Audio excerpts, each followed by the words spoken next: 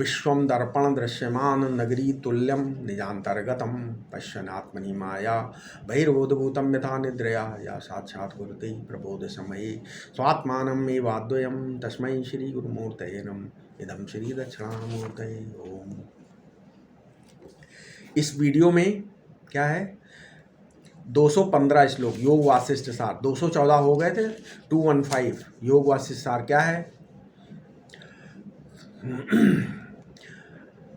कल्पांत वाययो वान्तु यान्तु चैकत्वम अर्णवाः तपंतु द्वादशादित्या नास्ति निर्मनशः क्षति।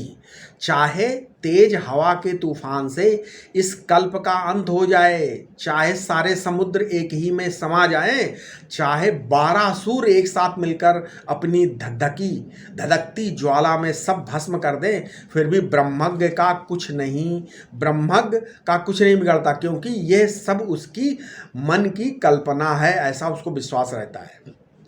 आचार्य गौड़पादाचार्य जी ने मांडूक्य कारिका के 3:32 में कहा है क्या, आत्म सत्यानुबोधेन ना संकल्पयते यदा अमनस्ताम तदा याति ग्राह अभावे तद अग्रहम।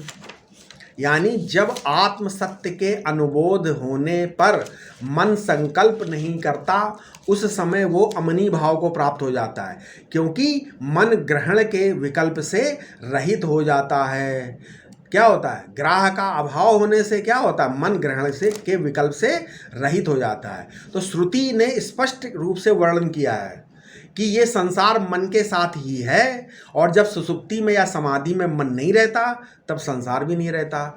इसीलिए बृहदारण्यक उपनिषद 4:3-22 में आया है क्या, वहाँ पर क्या होता है, अत्र पिता अपिता भवति, माता अमाता भवति, वेदा अवेदा भवति, देवा अदेवा भवति। उस समय माता नहीं रहती, पिता नहीं रहता, वेद नहीं रहते, और देवता नहीं रहते। जब तक मन जागता है तभी तक द्वैत की उपलब्धि है, यानी मन से जुदा द्वैत नहीं है। देखो, जब सर्वम आत्मा, सब आत्मा ही है, ऐसा यह ज्ञान हो गया, तब संकल्प का कोई विषय नहीं रहा, अतः संकल्प भी नहीं रहा। संकल्प बाधित हो गया, जब संकल्प बाधित हो गया तो मन भी नहीं रहा, तो फिर मन की स्फुरना बंद हो गई। तो अमनी भाव क्या है कि ना संकल्पयते यदा, है आत्मा के सिवाय दूसरा सत्य ही नहीं। इसलिए जो संकल्प जिसके बारे में उठता है वो भी आत्मा का ही संकल्प है, और जिसमें संकल्प उठता है, ठीक है, वो भी आत्मा है, और संकल्प भी आत्मा है, ठीक है। इसलिए न केवल संकल्प के विषय का अत्यंत अभाव हो गया, बल्कि स्वयं संकल्प और मन का भी अत्यंत अभाव हो गया। नहीं, मैं ब्रह्म हूँ, इस बात को पहले समझो। जब मैं ब्रह्म हूं तो मेरे अंदर क्या, न माया न अविद्या, है ना। जब माया अविद्या नहीं तो अविद्या का कार्य अंतःकरण कहाँ रहेगा, वो भी नहीं है।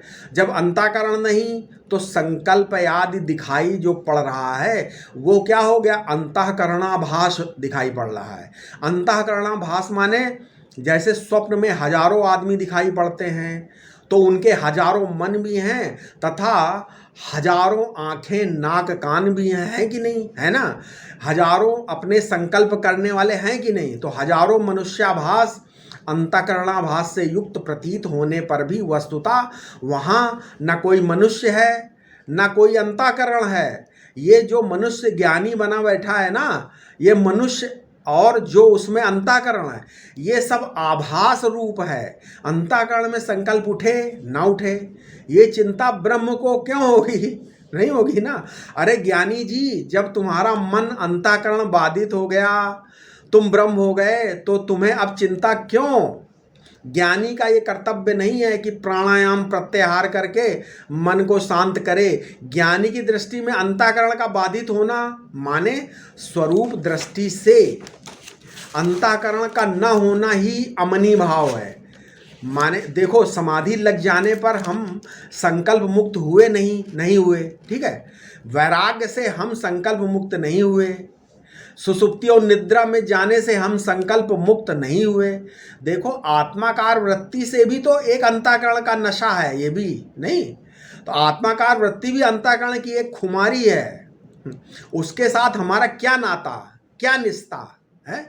जब मन की सत्ता मिट गई तो फिर ये स्फुरणाएं आत्मा ही हैं। ये स्फुरण का विषय बनती हुई भी आत्मा ही है, स्फुरण का आश्रय बनती हुई भी आत्मा ही है। बाद दशा है, उसमें मन शांत रहे चाहे फुरे, इसमें हमारा कोई आग्रह नहीं है ना। बाधित हो गया सब तो क्या आग्रह, कुछ नहीं। चाहे कोई विचार आए चाहे ना आए, चाहे अपने अधिष्ठान से भिन्न दिखाई दे चाहे न दिखाई पड़े, सांप रस्सी से अपने को अलग दिखावे ना दिखावे, ये तो रस्सी के सिवा कुछ है ही नहीं ना, दिखाए चाहे ना दिखाए। तो जब तक मालूम पड़े कि मिथ्या प्रपंच अलग और सत्य आत्मा अलग, तब तक आपको मिथ्या शब्द का अर्थ ही नहीं मालूम। इसका मतलब क्योंकि मिथ्या वस्तु किसी से अलग अलग नहीं हुआ करती। जब तक तुम्हें मालूम पड़े कि सांप अलग रस्सी अलग, तब तक तुमने अभी रस्सी को नहीं समझा है। वेदांत की क्या महिमा है, जहाँ एक कण एटम भी ब्रह्म हो जाता है। ब्रह्म ठीक है, वेदांत में एक एटम भी ब्रह्म है, कुछ भी नहीं बदलता, केवल अज्ञान की निवृत्ति ही अभीष्ट है। अब तो मन भी ब्रह्म हो गया ना, प्रपंच भी ब्रह्म, मन में क्या ग्रहण और क्या ग्रहण। अब इसके बाद 216 श्लोक 216 क्या, या चिति सर्वभूतानाम उदय वयसाक्षणी ताम चितिम पश्यता अवस्थाम पूर्णानंद घनामृताम। विवेक और विचार द्वारा ये अनुभव करो कि तुम उत्पत्ति और प्रलय के साक्षी हो, और ये साक्षी चेतन आत्मा ही ब्रह्म है और सतचित आनंद रूप है। देखो योग वासिष्ठ तो अद्वैत वेदांत का ग्रंथ है, लेकिन श्रीमद् भागवत में भी ऐसा कोई स्कंद नहीं है जिसमें कहीं संक्षेप में तो कहीं विस्तार से अद्वैत तत्व का वर्णन ना हो। भागवत में श्री सुखदेव जी महाराज ने राजा परीक्षित को अंतिम उपदेश दिया है। बताएं क्या उपदेश दिया है? उन्होंने बोला, अहम ब्रह्म परम धाम ब्रह्माहम परमम पदम एवं समीक्षन आत्मानम आत्मन्याधाय निष्कले। हे राजा परीक्षित, तुम्हारा शोधित अहम ही ब्रह्म है, और अर्थात मैं ही संपूर्ण दृश्य प्रपंच का अधिष्ठान भी हूँ। यानी मुझ में ही ये संपूर्ण जगत दिखता है और मिटता है, परंतु मैं ज्यों का त्यों ही रहता हूँ। जैसे सांप दिखता और मिट जाता है, वो रस्सी ही है। इसी तरह से जिसमें यह क्या, यह मायाकृत प्रपंच दिखता है और मिट जाता है, वो ब्रह्म मैं ही हूँ। तुम ऐसा विचार करो कि ब्रह्म मैं हूँ, और आगे बोला ब्रह्माहम परमम पदम, जो परम पद ब्रह्म है वो मैं ही हूँ। मैं ब्रह्म हूँ, फिर वो मैं ही हूँ। मैं ब्रह्म हूँ और ब्रह्म मैं हूँ। समझ में आया? ये कहकर दोहरा दिया कि पहले के बोला मैं ब्रह्म हूँ, फिर बोला ब्रह्म मैं हूँ, ये दोहराया। मैं ब्रह्म हूँ, इसमें मैं की परिच्छिन्नता कट गई, और ब्रह्म मैं हूँ, इसमें ब्रह्म की परोक्षता कट गई नहीं। दोनों एक में जब बोलते, एक में मैं की परिच्छिन्नता कट गई और दूसरे में ब्रह्म मैं हूँ में ब्रह्म की परोक्षता कट गई। तो निरंतर अंतःकरण निष्कले आत्मन्याधाय। तुम अपने को अंतःकरण वाला मत समझो, अपने को अंतःकरण से पृथक करके अपने को नित्य शुद्ध बुद्ध मुक्त आत्मा जानकर ब्रह्म से एक हो जाओ। अहम अकर्ता, अहम अभोक्ता, असंगो अहम, अद्वयो अहम। अपनी स्वतः स्थित असंगता का जो बोध है वो तो पहले से ही है। ये नहीं है कि पैर से चींटी मर गई, अरे मेरे पाप, अरे पापा हो गया, पाप हो गया।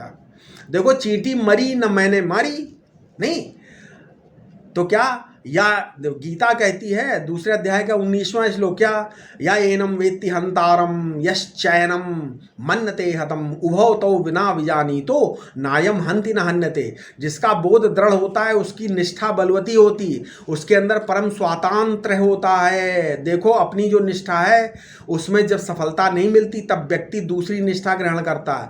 आप चाहे धर्मनिष्ठ हो, योगनिष्ठ हो, चाहे ज्ञाननिष्ठ हो, एक को छोड़कर दूसरे के पास जाना तो मतलब पहले का तिरस्कार हो जाता है।